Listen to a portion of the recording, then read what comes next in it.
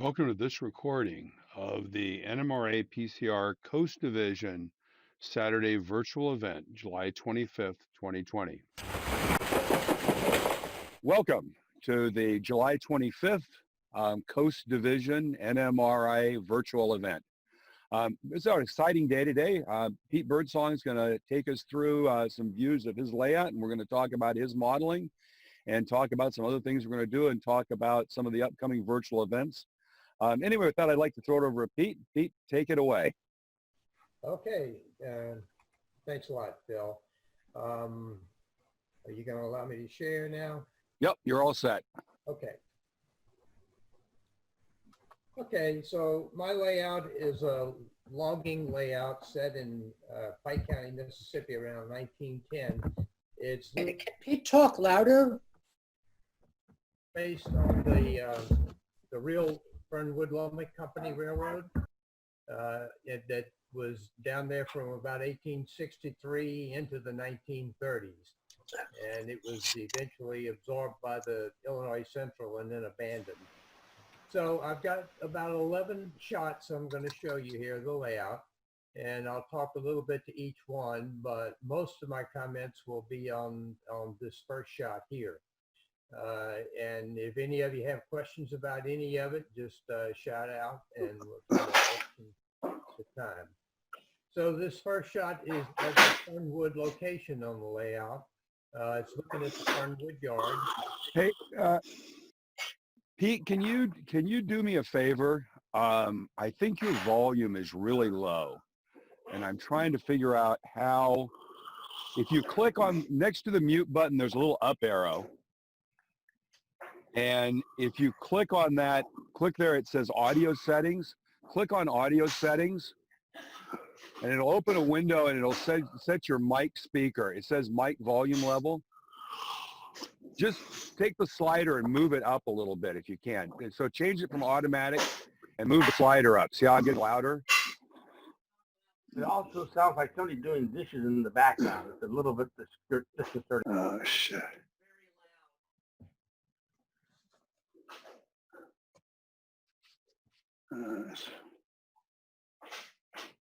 I can set it to automatic. Well, turn the automatic off and move the slider to the right. Unclick the automatic. Oh, it wasn't on automatic. It was set to full volume. With Wow, automatic. okay. Yeah. Oh, well. Okay, we'll just proceed. I guess we'll just have low volume at this point.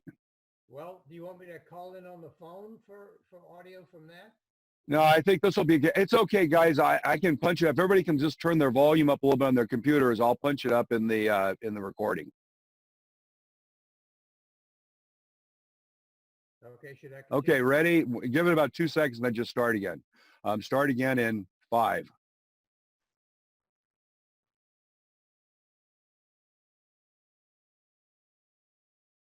Okay, you want me to start from the beginning? No, just, well, if you want to start from the beginning, you can start from the beginning. That's fine too.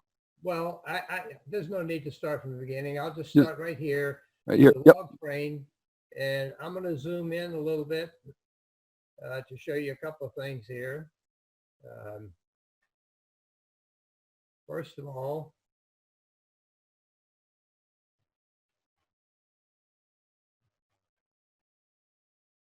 you'll see that log train is sitting over some, well now, okay, sitting over a bunch of switches, turnouts, and there's 4 switch stands here. So you might want to know, why are there 4 there?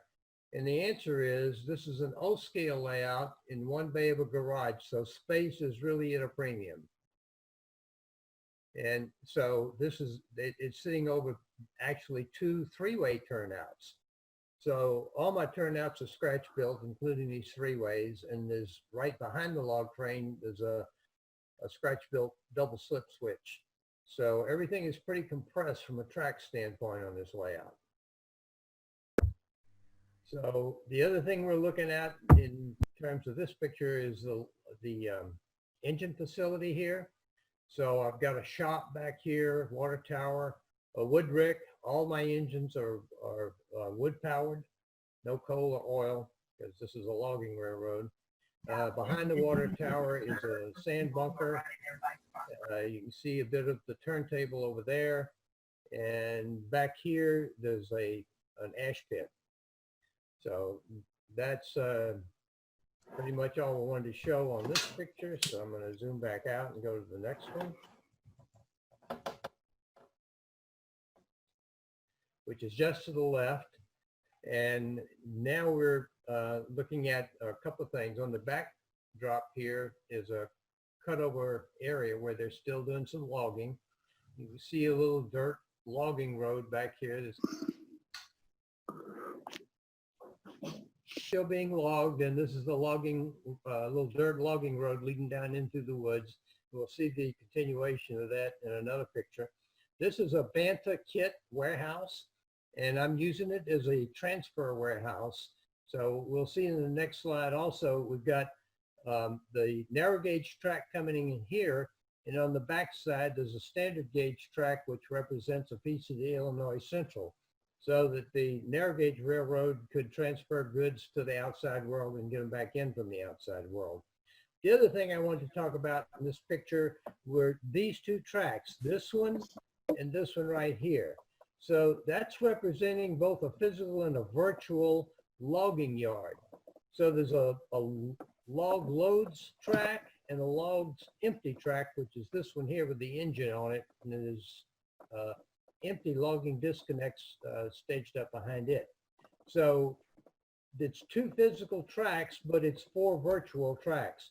So the yard serves both ends of the layout, the mill town of Fernwood and the logging camp. I don't know. And so it's self-staging. As a train goes around the layout, it comes back to where it was.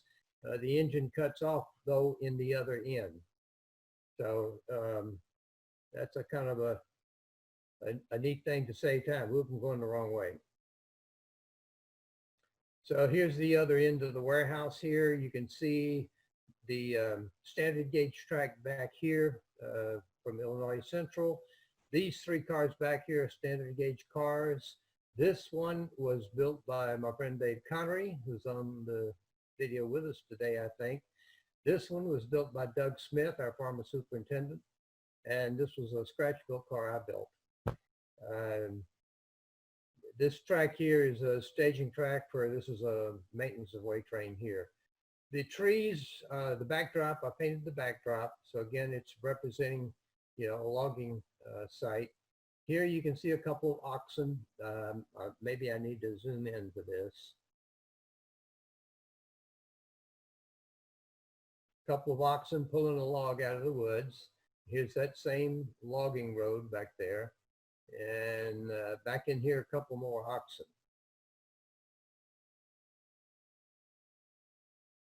So we'll go to the next one. Again, stop me if you have questions. All right, this is the camp. There's the president's observation and inspection train is sitting here. It's another stage train. This is a turpentine distilling plant here. I'm going to zoom in on that a little bit too. So the in addition to logging, the culture down there made a living off of the trees in a lot of different ways, and one of them was distilling turpentine. So if you can see, let me zoom a little more. Right here, you see this mule and a little wagon with a guy sitting on it. So they would bring barrels of the sap from the trees out of the woods, bring them into the still here, roll them up onto the platform, and down under here is the boiler, and they would cook the rosin from the tree sap, and then it would flow through a pipe into this cooling vat, and it was distilling that rosin into turpentine and some other ingredients. And there's a pipe here where they could fill barrels with turpentine. Over there on the backside, they had another facility that took the residue from the rosin and kind of did some further processing to that to make products to go into gunpowder They also did some things like with pitch for shipbuilding and things like that. Did you scratch build that yourself? No, a friend of mine scratch built that. I have a friend where I came from in Lexington, Kentucky. He moved there from Georgia. His name was Bill. I can't remember his last name right now, but he was Master Model Railroader number 50. Wow. So he did a lot of nice things. And unfortunately, he got very poor eyesight at the end, which I'm developing now. And so he had to sell off a lot of his stuff. So I was tickled to death to buying his things. I was just thinking the research for that must have been very interesting to understand the process and how it was actually done. That's a cool model. Yeah, it's really unusual. You don't see that very often. Oh, exactly. And Pete, what research too. So Pete, was that Bill Hammer? Bill Hammer, exactly. Thank you. That was Dave, right? You got it. Okay. All right, continuing on around the layout, this little freight house here is the only thing on the layout that actually is a prototype structure. I do have the plans from the real Fernwood Lumber Company, and built it according to those plans. Everything else is just guesswork and kits and other scratch built things that are kind of freelance. Here's a used mule for sale lot here. You'll see a lot of these structures on the layout. This is a platform with milk containers. You know, the farmers would bring their milk from their cows here, and they'd be picked up by the cars and the trains. And a lot of these little wait stations for passenger service. So I've got a lot of those around. This is a Banta blacksmith shop. No, it's not Banta. I can't remember who it is. It's not Banta, but it's a blacksmith shop with a full interior. And in addition to a blacksmith shop, it's also a goat rental business. So let's move over to the goats. You know, it's interesting thinking about there are the milk cans, and you think about how inefficient the processes were at that time for the collection of milk, processing and distribution to customers versus today. It's so interesting. We actually model the transformation and the processes of how things are distributed and manufactured. It's very interesting. Yeah. So here are the goats for the goat rental business. Apologies to Earl for my fence.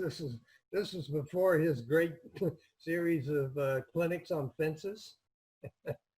And the ever-present hobo camp. I think every layout has a hobo camp. Moving on around still further into the rest of the layout. Now we're moving into the little town of Magnolia. Magnolia is where my mother grew up. So a lot of this layout has sentimental meaning for me. This turntable is an Atlas HO turntable that I kind of modified a little bit to make it serve a little bit better purpose on my layout for ON30.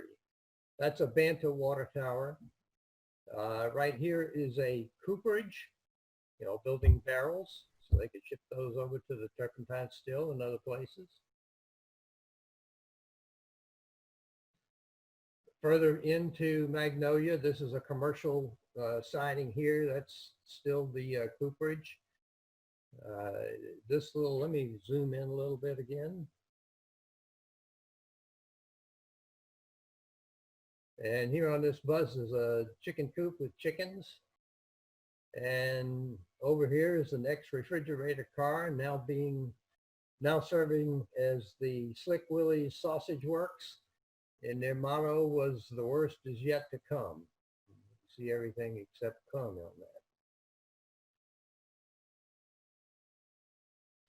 that. Some of these buildings back, in fact, I think all of these buildings back here are some more of Bill Hammer's work.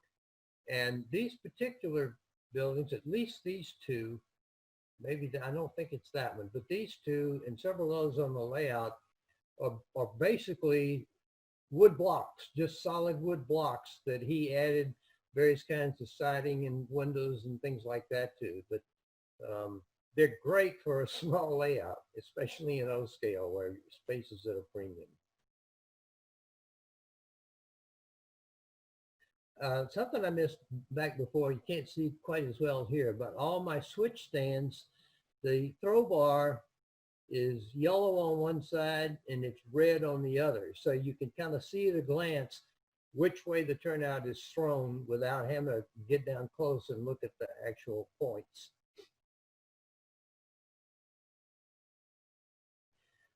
This is a scratch-built structure. It's the Magnolia Box Company, and just another industry on the layout. Hey, Pete, just a general question. And it's a question for everyone. I get frustrated by the Central Valley switch stands. If you go back a picture, you can see that one of them's kind of down on the ground, and getting them under them and people kind of fighting. I think that causes, has anybody come up with a good way? If go back one picture, you'll see what I mean. Well, this one right here, I can show you. Let me zoom in on it. Got a way to keep them up in the right place. I'll show you what I do. Cool.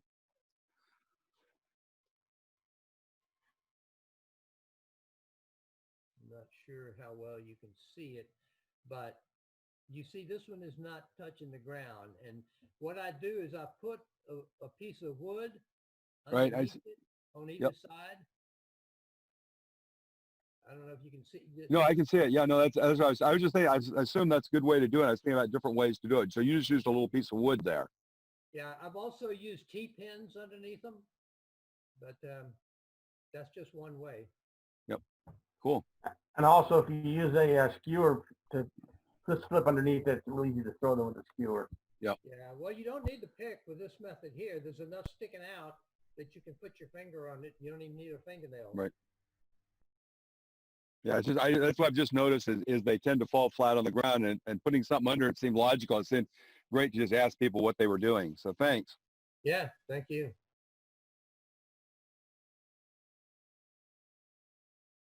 I am going to go back a few because I've neglected to talk about one of the things that's also unusual, and that's my pine trees. This one's kind of leaning right now, but all these pine trees are scratch built. They are basically a flower called Joe Pye weed, and that flower's blooms consists of a lot of tiny needle-like projections that are a dead ringer for pine needles. And so when they're blooming, they're kind of a purple or pink color. And so I found a gardener who had a garden of these things and asked her if I could take them after they finished blooming, and she allowed me. So I cut them down, brought them home, dried them out, hanging upside down in the garage, soaked them in glycerin, and then painted them by spraying light green paint on the top and dark green paint from the bottom. The other problem they had was the stems of the flowers are really, really thin. So to give them some bulk, let me zoom in here. I don't know if we can see this.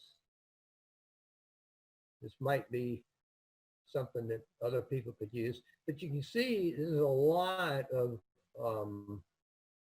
texture now. And the way I did that, I took a piece of PVC pipe and stood it up on end with a cap on it at the bottom and filled it up with texture paint. And so I would dip these stems in there and pull them out and let them dry, and then dip them again and let them dry.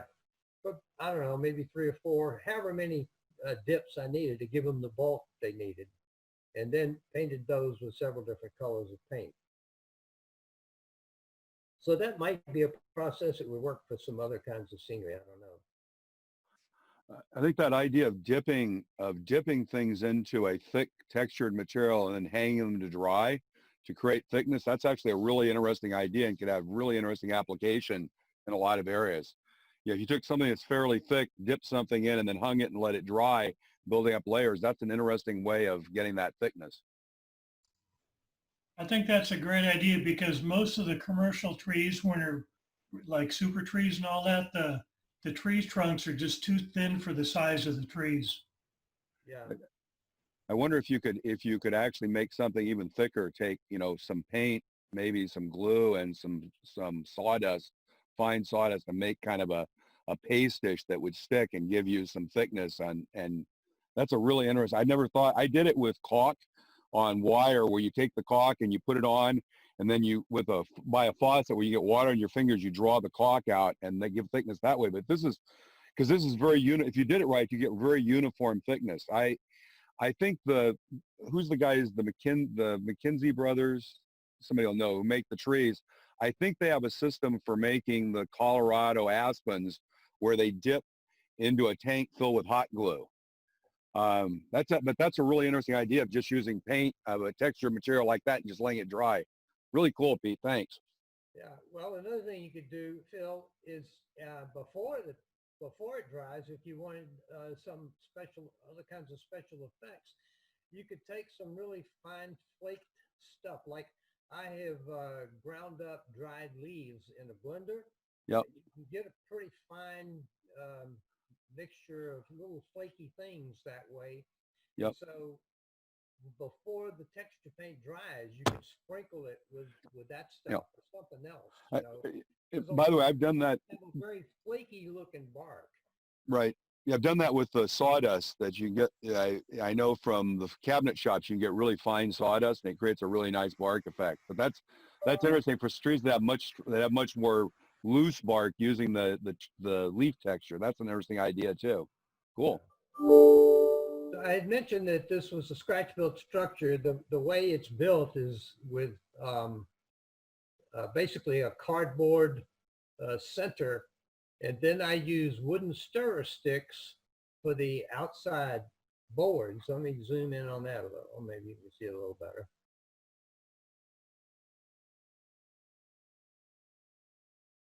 So the wooden stirrer sticks give you kind of random width boards, and they're kind of rough cut, so they have that rough appearance. This is just a bridge thing for moving goods from the freight platform to a car. That's a little bit long one for this structure. But these are just grant line windows. Forget who I got the shingles from. So we'll back out.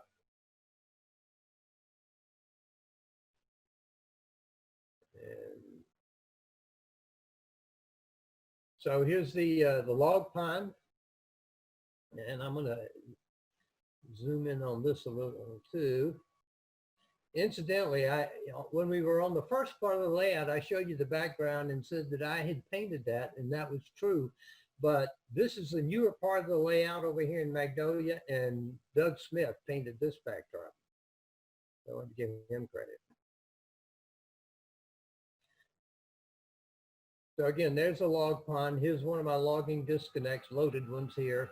This is a Backwoods Miniatures brass steam crane. That's what this is. It's sitting on a scratch-built brass car, and the steam crane picks up the logs and dumps them into the pond, of course. So I think Doug did a tremendous job of blending the actual log pond here with the logs in it with his painted backdrop. I mean, I just about defy you to tell me where his backdrop starts and the actual pond begins. So the logs are basically real wood logs cut in half, some right down the center and some on a bias, so they look like the log is floating higher on one end than it is on the other. Some of the logs are actually Doug's painting.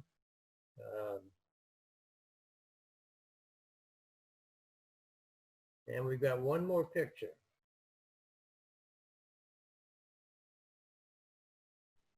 And this is right before you get back to the Fernwood again. It would complete the circuit. And this area is called Bayou Bontemps.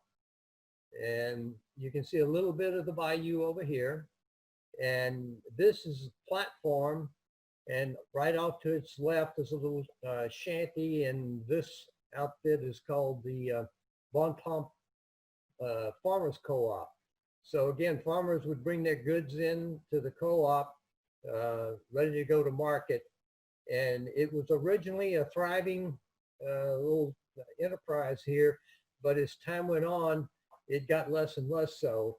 So while it was originally a siding, the railroad abandoned the siding, said it just wasn't enough business, but they kept going on a smaller scale.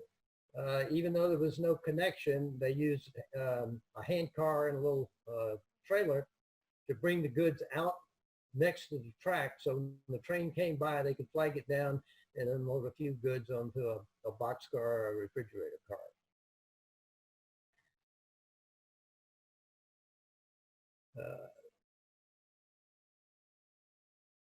So I tried to cut my sharing off, but I've still got it up here. Or I guess I just need to close this picture down on mine. Yeah, so I'm through sharing. You Nice, are nicely done, Peter. you are unshared. Excellent, excellent. So Any other questions of Pete? Well, Pete, you might add that the entire layout is in one half of a two-car garage. Your wife parks her car in the other half, and it's a complete circuit with a movable entry, so you can walk into the operator's bay in the center and be surrounded by the layout. It's very effective. Yeah, I wish I didn't have to have the gate. The gate's a problem in keeping the tracks aligned across it, but I think I'm getting that ironed out a little bit now. It's also subject to temperature variations, which makes the adjustment of the gate an ongoing process. So, you know, if as the temperature rises and the wood swells, the gate kind of clamps up a little bit and you have to make some adjustments. But it works. You might also mention this is the third layout. You had a layout back in Lexington. When you moved to Danville, you had a point-to-point, and now this is a continuous circuit layout at a new location in Danville. Yeah, the layout in Lexington was much bigger. It was in a basement, and it was featured in Model Railroader and in Narrow Gauge and Short Line Gazette. So, and at one time, you know, Lexington is not far from Cincinnati, Ohio, and this is a little humor. The guys in the Cincinnati division had a bus trip every year to go visit layouts around the area. And one year they came to my layout, and so they pulled this great big 55 passenger bus onto my street and parked there, and all these people get out and come into my house. And then after it was over, the neighbor said, "Pete, what is going on over there?" The other thing that's a kind of a challenge in trying to have especially a no-scale layout in the garage is the workspace. So I have a work table that's on casters that slides under the layout, under that magnolia area that I showed you. And so that can serve as a work surface. And then underneath the tabletop of that work table, I have a slide out drawer that goes the whole length of it. And so in that drawer, I can keep a lot of the tools that I use most often. And then under the area under the hobo camp and the blacksmith shop that I showed you, I've got a really old computer roll-around cart. And so that's where I keep my laptop and do all my stuff on NMRA for operations and things like, and decoder programming and all that. Cool.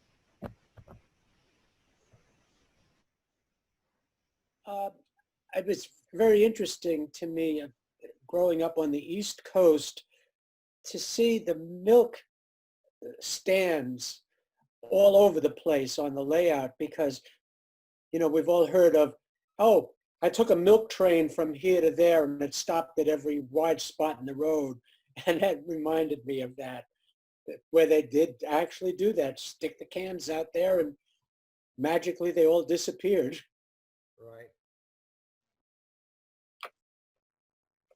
Yeah, I do have a milk run that does that, and theoretically they're supposed to.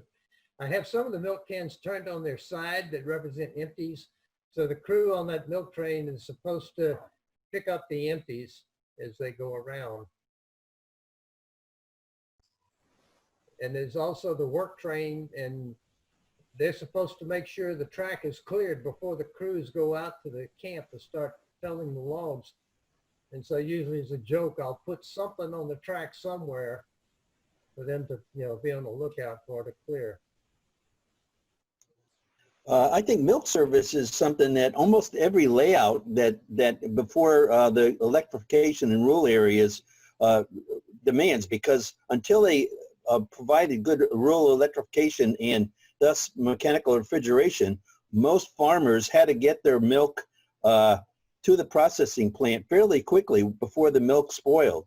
So even though you don't normally think of a lot of parts of the country as milk producing, virtually every part of the country did have that service because they couldn't transport milk long distances. So it was almost all a local industry and mostly dependent on the railroads to get the milk to the processing plant from the sources.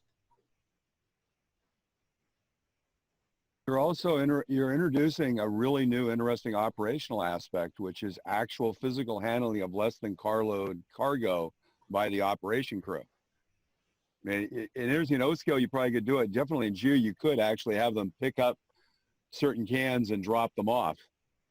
I mean, it's actually an interesting thought. They actually do physical work. It's not just dropping cars. You actually have to move materials onto a car and off at a site. That's an interesting thought process. Yeah, I was a long time ago. I used to model the North Pacific Coast in G scale, and I built the milk car, which was about this big, and I don't have it out to show, but the whole thing was that was a very rural railroad that brought milk from West Marin County over the hills into the Bay Area, into the Inner Bay, and down to Sausalito, where actually I think the creameries are up in like San Rafael and that area. So the stuff will be processed and then shipped to San Francisco over the ferry from Sausalito. And it was a milk in the Bay Area. It was just a rather interesting operation as to how it came. That and the dairies in San Mateo County, shipping up into San Francisco. Yeah, and all the way down to the South Pacific Coast. I think the South Pacific Coast did a lot of the same of bringing agricultural materials from down in that area, all the way down through San Jose and down into Santa Cruz and Monterey, bringing all those back up through Oakland into San Francisco. Yeah. It's interesting to think about the railroads that way. Those local railroads as basically feeders of agricultural products into the urban areas. It wasn't just the locals either. I've got some employee timetables from the 1940s, 1950s on the Southern Pacific and Southern California, going from LA up through Santa Barbara, and they had regular drop-off and pickups of milk deliveries at various locations. So, class ones did it as much as the little guys. One thing about the North Pacific Coast was the rather interesting trade in oysters that were gathered along Tamales Bay, put into the baggage car of a passenger train in baskets, large baskets, and then moved down to Sausalito and again across the bay to feed the oyster of the gay 90s of San Francisco. Bill, you mentioned doing this freight stuff with live loads and stuff, but you can do that in HO as well, particularly like with GONs and black cars. I mean, and use crates, crates. Yep.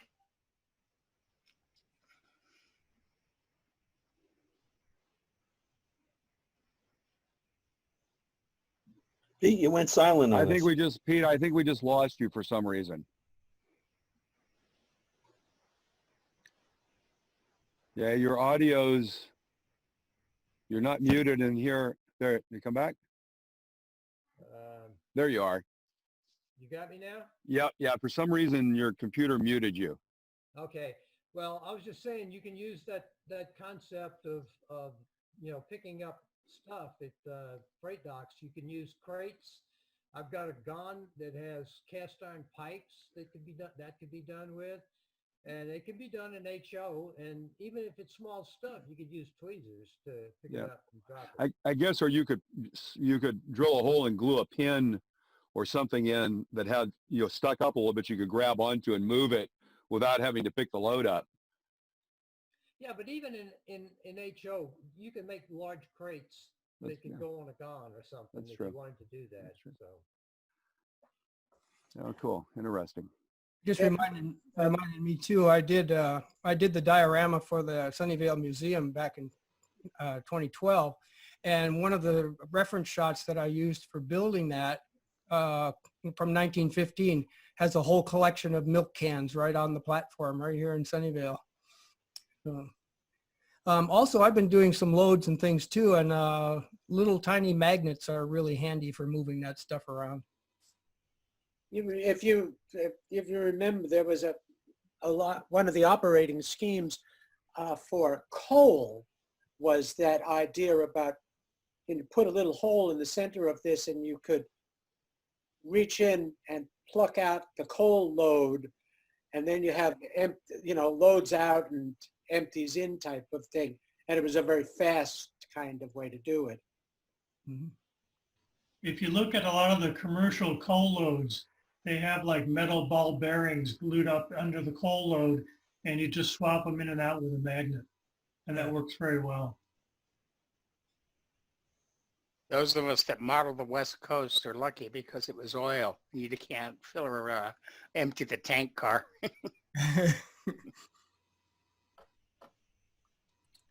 Well, has anybody done any great modeling they want to show off and share? I just, this week I just sort of a real weird week anyway, but I decided I'd get busy and create what I want a mock-up for a building that I'm eventually going to build in with proper siding and window castings and everything else. And it's actually if I can get this to see this, but there we go. It's the water treatment plant for Port Costa. There was a rather large water treatment plant for water for steam boilers. And remember that this, up until 1930, Port Costa was an incredibly busy place with the two ferries going back and forth, carrying the main line of the Southern Pacific across Carquinez Strait. And so these ferries and a large number of steam locomotives needed water. And the water apparently was not terribly good at that location at the mouth of Bull Valley. So they built this huge water treatment building. And I finally got to a bunch of photographs, and I started poring over them under a microscope to try and get the actual way the building was built. And the way I do things is I usually build a mock-up, maybe months or years before I ever actually do a fine model of the structure. And this was just an interesting one I worked on. Took a couple of days. All I do is it's made out of illustration board, and I photocopy or scan and print Tichy windows in my printer and paste them on the side of the building. It's a mock-up. Cool. I don't know if anybody's been following that silly thread on one of those threads about ballast, but I got to thinking I've got a new piece of track that I put down, and I was about to ballast it and that sort of stuff. And I went back, it's in the Rockies, and I went back to a trip that I had taken on the Colmbres and Toltec narrow gauge tourist railroad. And I took a lot of photos, and there's a lot of track photos. And I've been really thinking hard about what color is the ballast and what does it look like on the sides and things like that. And a large part of it is Earl's fault about not having enough crap on the layout at any one time. You got to have a lot of stuff. But Yeah, blame it all on me, Jesse. it's always your fault. But it was interesting looking at the photos that I have and seeing, geez, you know, there's like 6 different colors of ballast there, or at least 3 that I could reproduce. So at some point, if I ever get this thing finished, I'll have a little show and tell of a little piece of ballast track.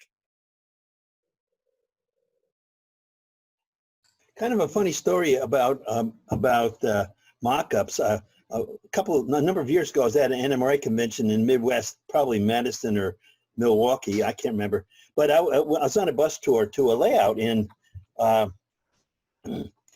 during the tour. One of the visitors came over to the layout owner and was asking about a specific building on the layout, and asking him if it was a kit and where he got it from. And the layout owner kind of winced and couldn't remember. He said, show me which structure you're looking at. And the guy said, it's beautiful. It's over here in the corner. And he got over and he went over and he looked at it and he looked at it. And then he turned to the visitor and said, I got to tell you, I've kind of forgotten, but I never have built that. That's just the mock-up. But he had done such a good job that he had forgotten. He had not actually built the structure itself. Mock-ups are useful. They sort of give you the scene so that you can sort of adjust things, maybe even adjust where trackage is going, everything else before you have to finalize. Absolutely, I agree 100%. Okay, I actually wanted to share something. Before I share it, I want to put a caveat in place that I'm somewhat uncomfortable with this video. This is actually one of these guys who hops trains and takes videos. And he videoed from Bakersfield to Barstow over the Tehachapi Pass with a 4K camera. And it's pretty amazing. But what I've come comfortable with is because there was another one of those guys, these YouTube hobos, who got killed a couple of years ago by an Amtrak train. He hung out too far and it snapped his head off. So I'm kind of uncomfortable with these guys doing this to put it on YouTube and make money.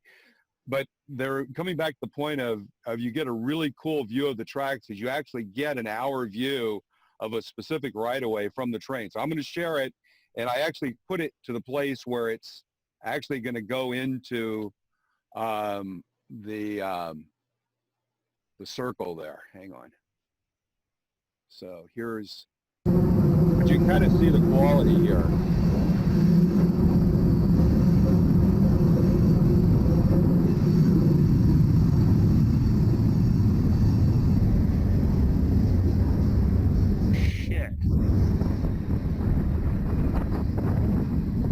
So what he does is he goes and stands on the top of the train when it's on curves where they can't see him from the engines. And so he gets up on the top of the train. It's kind of interesting watching him riding on the top of the train going into a tunnel. I'm gonna move it forward a little bit because I moved it back so you can see a little bit this, but this is really what I wanted you to see, which right here. This is coming into the loop. But I thought the quality was just amazing. Look at that rock. But that's the track up above you can see up there going into this tunnel, the 1918. Right here you can see the engine, just look up there. But again, seeing the track and the ties and the way the ballast is and, you know, the area of dirt there, even on the main line on the loop there. But anyway, I will,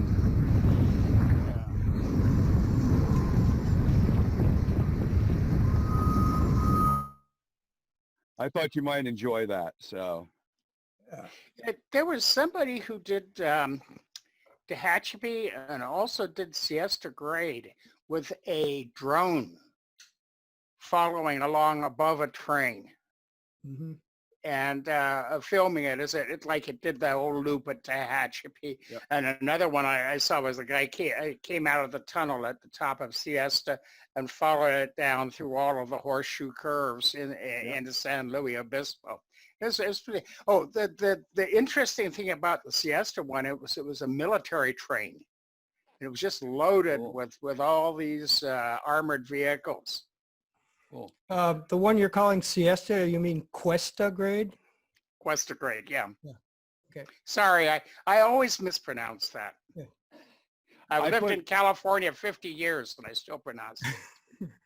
By the way, I put in the chat, if you're interested, I put the link to that YouTube video if anyone is interested. So So it's a sleepy little piece of railroad, Siesta? Yeah. Great.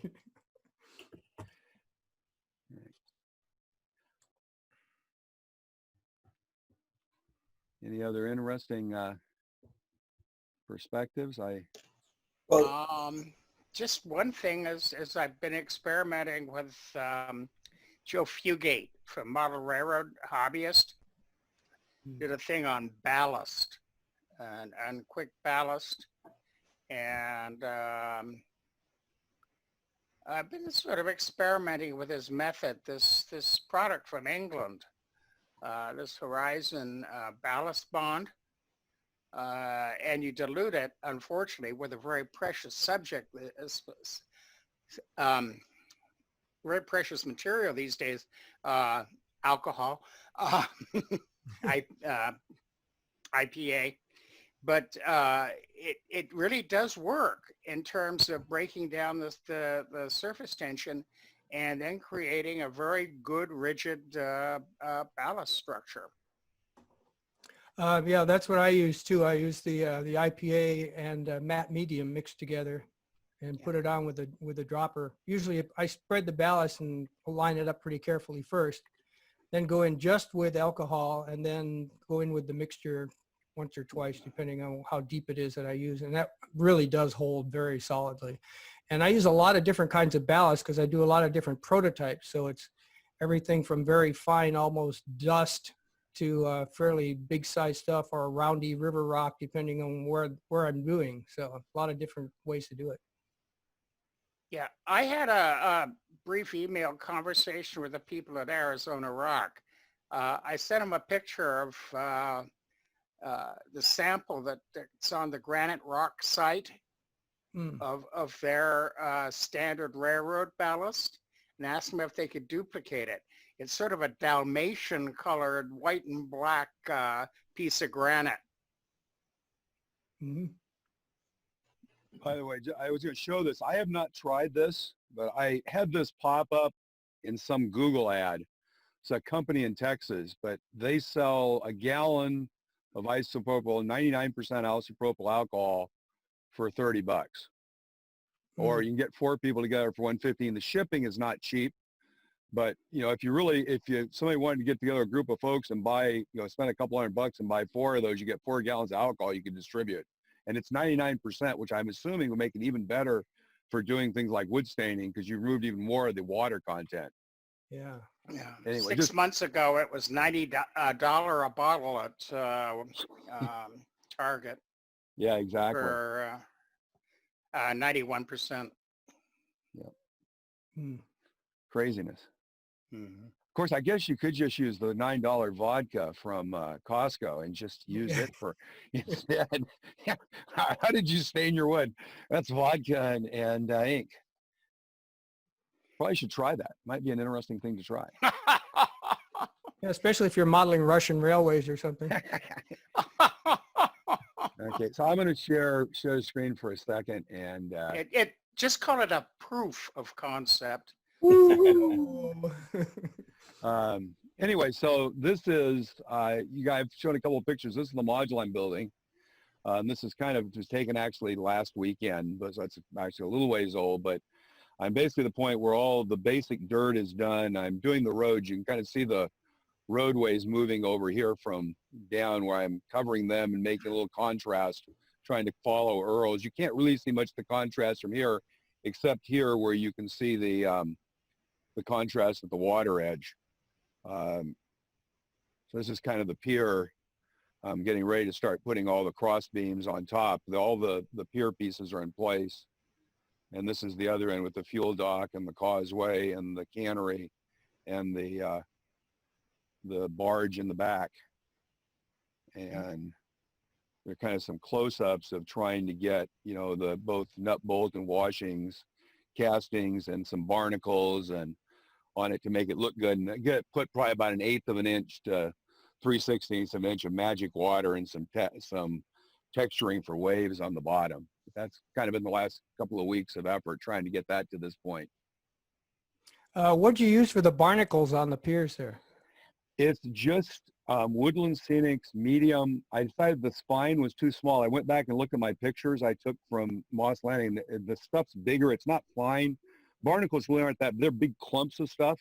Yeah. And so I just bought the 2 colors of medium Woodland Scenics ballast and put them in a little tray.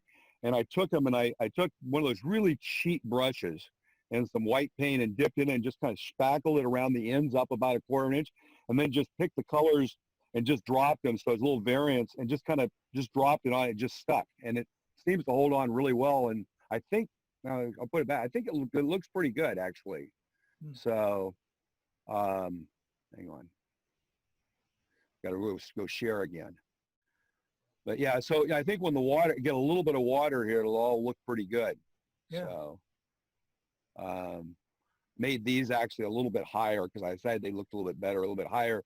My assumption, this one's a little bit older. You can't really see a lot of the detail. By the way, I went back and figured out that there are some ones where between 850 and 900 nut bolt washing casters in this stuff. It gets to be, and of course there's going to be a lot more because some of these areas, like this area here, all the prototype pictures show cross pieces on the outside as well. So I have to go back and put all those on before I get to the next level. So anyway, unfortunately, we didn't have a convention, so you didn't get to see it at that point. But hopefully, we'll have it ready for the convention next year.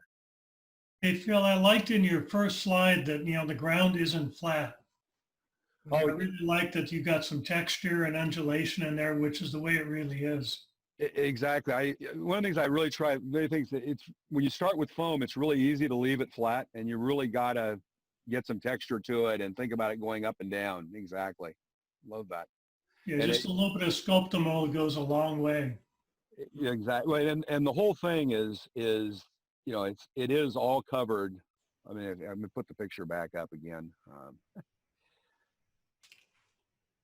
I mean, basically, you know, it's foam underneath, but this was just, you know, cut out. And when I cut the foam, I just used one of those big wire brushes, you know, the ones you buy, they're about this long and have wire about this long and about that wide, and you just scrape and it just scrapes out the foam. You can really shape it well with that. It creates a terrible mess, but it's good. And then you just cover it with Sculptamold. So this area here, you can kind of see right here, there's some lines. Those are actually inset for the foundation of a little house kit I bought. There's going to be 2 kit buildings on this. And then the 3 big buildings, or 4 actually, including the fuel dock, will all be scratch built. But this little house here will sit on the bay, and I'm going to have a little, basically, dock out here with a boat by it and a little ramp down to it from here, kind of trying to show something other than a little industrial scene in the area. But yeah, for a flat module, it's kind of got some shape to it. Anyway, getting there. You want to like make some indentations in it or whatever. Can you use alcohol or what do you use? In the Sculptamold? No, in the foam. Oh, in the foam, you just cut it, or I bought one of those. There's the Hot Wire Foam Factory. Yeah. And if anybody's seen that company, they sell a little thing. It's like I can go get it and bring next week. I'll bring it and show it. It's basically a little plastic handle with a switch on it, and it's got a wire on it that's about 4 inches long, and it heats the wire up, and you can just drag it through the foam and cut it. No, but I'm looking for a chemical solution to make just minor cutouts in the foam and very smooth ones. You know, if it were me, I'd try a little acetone on a rag. I think it would probably The danger with that is once you start it, you have to have a stop and a fixative, or else keep working on the foam however long it wants to keep working. as long as it's there. Exactly, Pat. Very hard to control the chemical process. Going back to ballast, this was a test track that I used for Joe Fugate's method. The other thing that I'm very interested in is the fact that most of the trackage in the current Port Costa module I'm building is trackage which is buried at up to the tide level in dirt. In other words, it's equals. So I found at Michael's a foam piece that's only 2 millimeters thick, and which is matches the height of Payco ties, and I essentially built a trough, and then glue in this case the track is glued to some Woodland Scenics foam roadbed, but then using again Woodland Scenics ballast and this ballast bond, Horizon ballast bond, and the alcohol mix, and it works pretty well. It just doesn't come off. Thanks.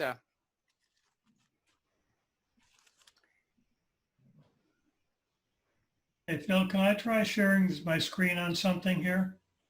Yeah. Put my The screen share back is there. completely open, so if anybody wants to share something, feel free. Okay, I don't know if you can see this fella. This is a fellow by the name of Jason Jensen. Yep. And he works with Carolina Craftsman Kits. He's actually a commercial artist by trade, but he's got a whole series of YouTube videos. He's building this New England kind of wharf scene. He talks about all these different structures, how he kit bashes and scratch builds them, talks a lot about color, talks a lot about scenery, texture. He's got just incredible number of videos on here. And I really recommend if you're looking for some inspiration or, you know, some instruction, these are really good videos. That looks really interesting. Could you post some links for us to some of his stuff? Sure, but just search Jason Jensen. I'll put it on the chat. And Okay. He's got just tons of videos. You can see him kind of over here on the side Oh, yeah. as I scroll through. And this one, I called it up because he talks later in here about barnacles and his method of, painting on glue and kind of mushrooming the tops of the posts of the pilings, tying together with rope. So some really good stuff to look at. Yeah, that mushrooming the top, I actually tried that when you do it in O scale and you're kind of doing, I did it on my vise with a hammer tapping, and you lose about 10-15% of them to that method if you get over exuberant and you're tapping. At least the way I did, trying to get the little mushrooming on the top. Yeah, I saw that on one YouTube video. I realized, oh, that looks so much better than when you just cut them off and leave them uncut on the ones that would have had the pile driver remains on them. What would happen if you took like a rough file or a rasp or something to the top first and then just squish the shredded stuff down to the mushroom? It's an interesting idea. But by the way, there are two names. I put the names up on YouTube. Jason Jensen and Luke Towan is the other guy he's an Australian guy and he does more mechanical stuff, but he did a really amazing model where he put that chain drive that has magnets in it that can drive vehicles around, and how he laid it into the foam, and he basically cut a path into the foam and did it for the track, and then he overlaid it with plastic, and he goes through a little path of building that. It was really cool. He does a lot of that kind of stuff in 3D printing, but but the Jason Jensen, the artwork's pretty amazing. Thanks, Earl. That's great. And Luke Cohen is really good too. It sounds like, with Boulder Creek Railroad, he'd be up here in the mountains somewhere, but he is down under, and he's got excellent scenery videos. He does, yeah. Did you see the one where he did making cyclone fence? Yeah. Yeah. That's where I got my, in my metal fence clinic. That's more or less his technique with a little modification. That's where I stole it from. Yeah. The other thing I really like, he did a sliding freight shed door with a little mechanism, slider mechanism. I don't know if it had an Arduino or exactly how it was run, but I thought those little animation things would be really cool to consider.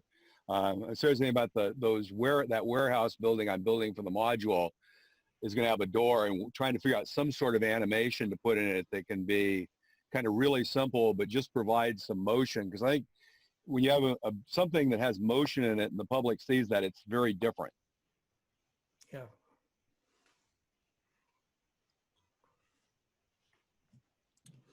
Since we're talking about scenery stuff, just this week, I got from England a new static grass applicator. I can show that to you here. This one. It's from a company called War World Scenics, and it's made particularly for those guys. But this one is particularly good since I'm in N scale and I've got some tight clearances placed ones. This one's a little bit narrower. It's only about 3 inches across. So you can get into tight spots.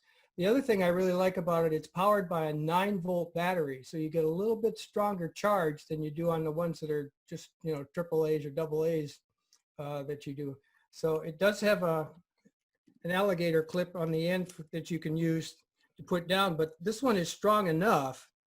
And they've got some videos to show it. You don't really even have to put a nail into the wet mixture.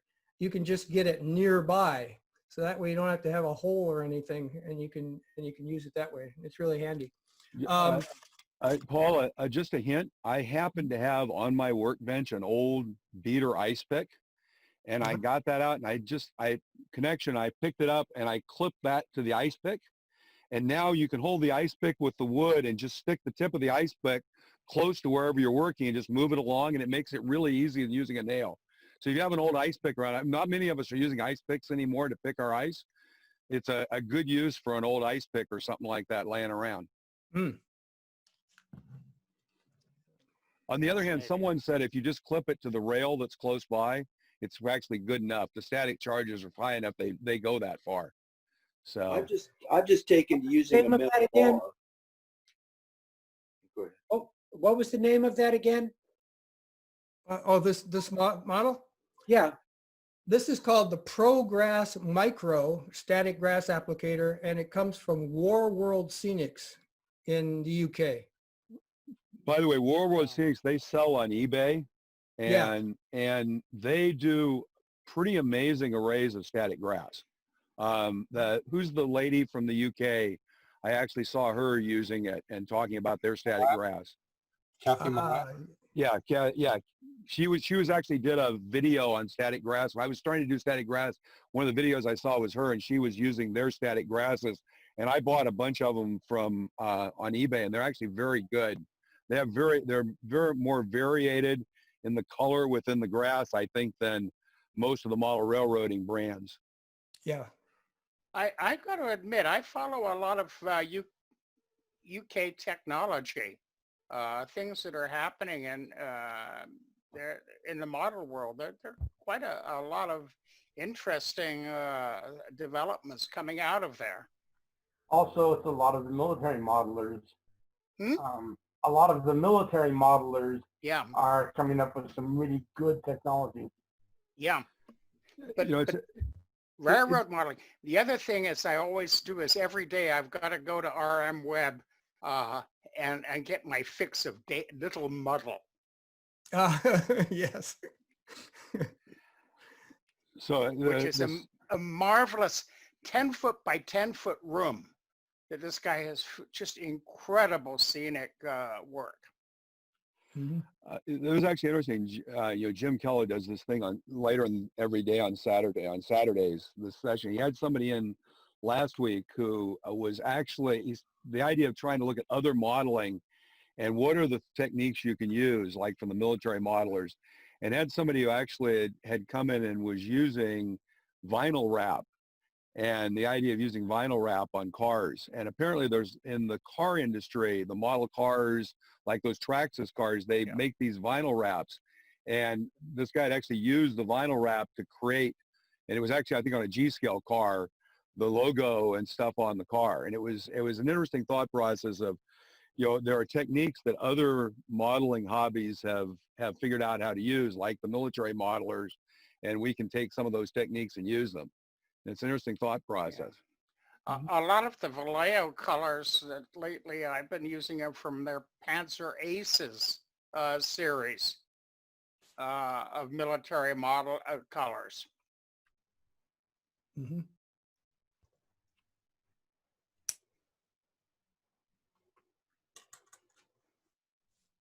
Well, I guess if there's no more, the one thing I did want to do is ask if anyone, so we're going to get together 2 weeks from now. Does anyone want to do basically what Pete did today? Take 10, 15 pictures of your layout and just walk through them. Take a half an hour and talk to us about it. And great opportunity to show up. Does anybody want to volunteer or send me an email separately if you're interested? But it's great to have that ahead of time so we can start talking about it. So if anyone's interested, go ahead and raise a hand. Seth, why don't your hand go up? Well, actually, I've got some publicity photos set up for 3 weeks for now with a guy who's doing some photos for 2021.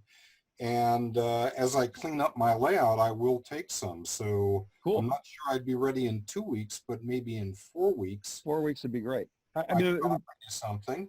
And I also have a quick update on the Keep Alive project. I did lay out a board. It's designed to just fit within an Athearn Jeep shell. So it should be fairly widely applicable. It's about 1.5 inches long. I just got a ding from DHL right before the meeting started saying it was inbound. So, it'll arrive sometime between Monday and Wednesday.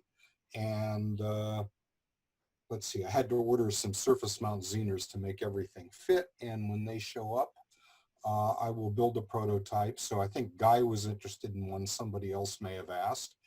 And anyway, I should have something for show and tell on that next time. Next time, by 2 weeks, I should have an update on the successful, hopefully, on installation of a Loco-Fi control system in a Stewart Cato F unit that I'm hoping to make an ABBA set that'll run on the mainline SP portion of my layout that just eventually will be dead rail. Cool. I wonder if you guys have seen on the web, there are different classical music pieces that have been set to train whistles. And there's one by Pachelbel Cannon, the classical music, and it's just amazing. The guy took all these different train whistles with different notes and put them together and made that piece. And it's really fun to listen to.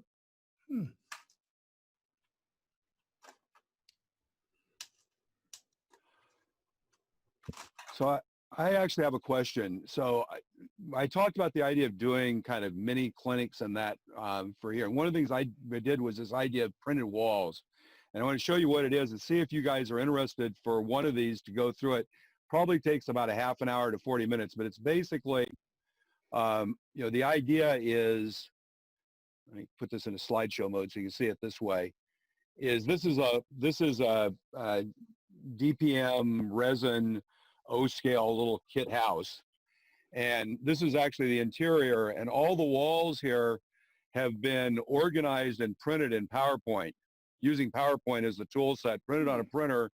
and then just basically cut out and glued after the building was assembled.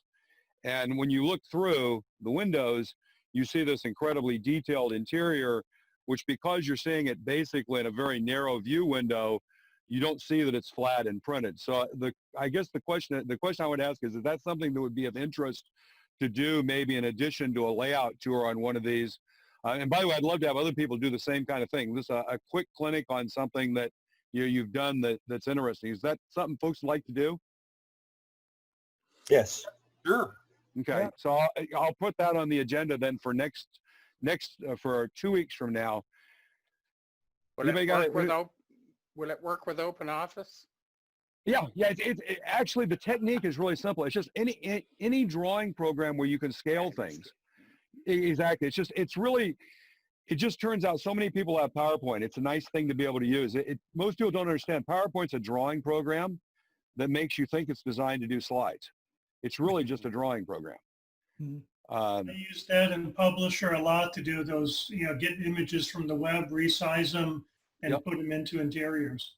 Yep, exactly. And I would say the other thing I did was show it, and it's in the slide thing, is got buildings off of the web, put them into a huge slide, a 56-inch slide, which you can then generate an image. You get those 60 by 20 prints at Costco, and you can build big backdrop buildings.